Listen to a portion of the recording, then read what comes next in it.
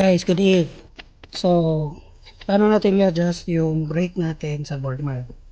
Ito, okay, tigas siya. Dito naman sa likod, medyo malambot. So, ito lang yun. So, ngayon natin, tanggalin ito yung buong harap. Tapos, mayroon ditong dalawang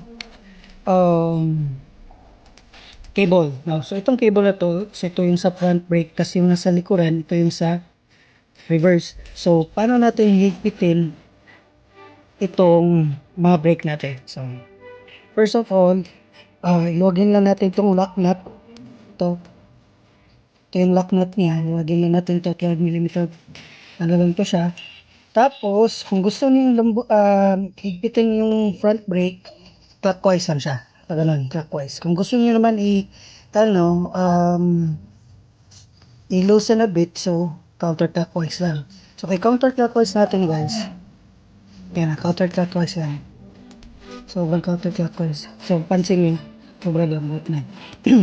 Pero, pag ito is, balik natin. Baliktad pala. Clockwise to. Sorry. Clockwise to. Counterclockwise naman to. So, ang counterclockwise, mahigpit. Yung clockwise naman is loosen. So, higpitan natin.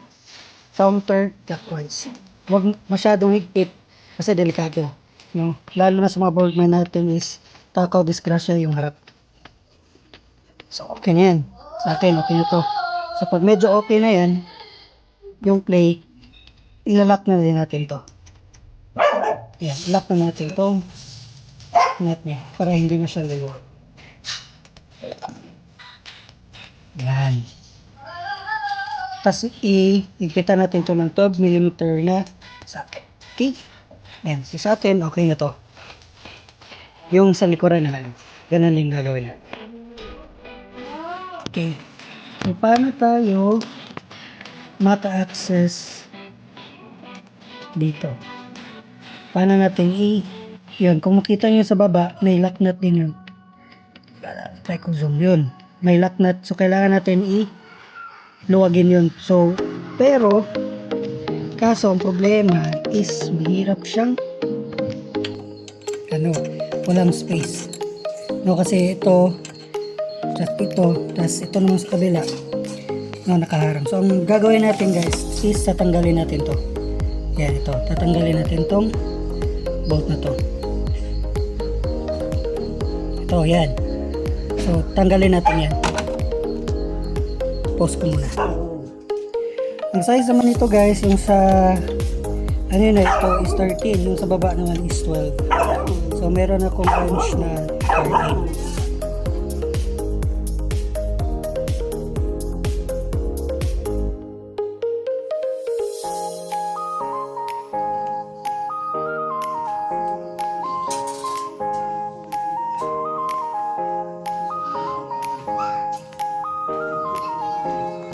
Okay, so may enough na access na tayo, guys, para luwagin natin to. Okay, 12mm din yan, 12mm bolt. So yun, guys, adjust na natin. So yan na, tigas na. Tapos kapit na yung brake sa likod. Tapos okay na din yung harap. So good to go na.